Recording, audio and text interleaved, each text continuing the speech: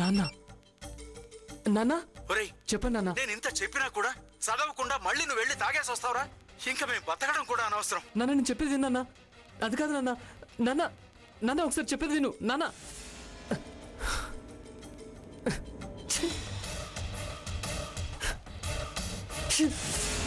మళ్ళీ tension start అయింది sir. ఏం చేయాలో అర్థం కాలేదు సార్. ఇక రజనీతో రిలేషన్ బ్రేకప్ చేసుకుందాం అనుకున్నాను సార్.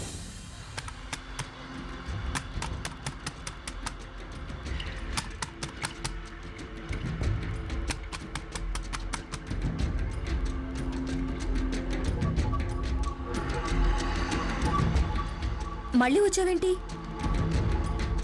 ఇంకా నువ్వు నాకు ఫోన్ చేయొద్దు. నీకు నాకు ఇంకేం రిలేషన్ వద్దు. వినోద్ ఇక్కడొద్దు, బయటికి రా. వద్దు. ఎక్కడ మాట్లాడినా ఇదే. ఇక మనం కలవడం ఇదే లాస్ట్. అవతల మా నాన్న చచ్చిపోతానంటున్నాడు. ఇక నన్ను వదిలేయి. సిగ్గు లేదా?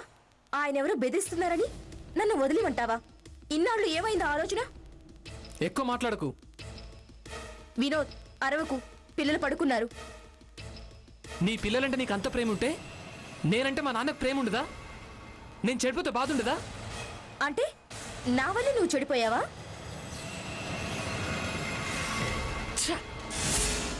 అందుకే నేను వదిలించుకోవాలనుకుంటున్నాను. అది జరగని పని.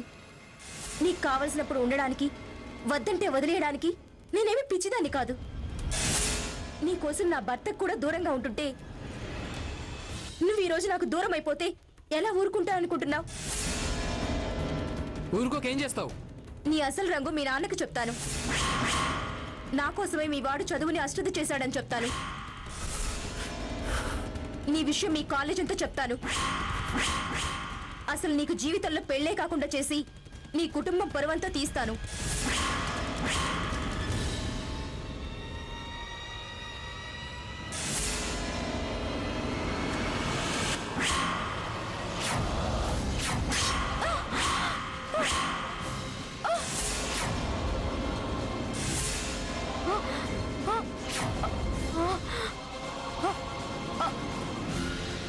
అమ్మా అమ్మా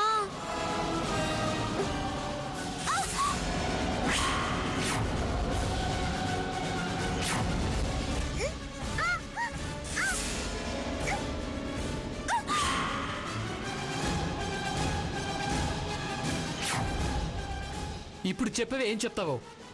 చెప్తుందట, చెప్తుంది. చచ్చిపోయింది సార్. ఆ కత్తితో చంపేశాను సార్.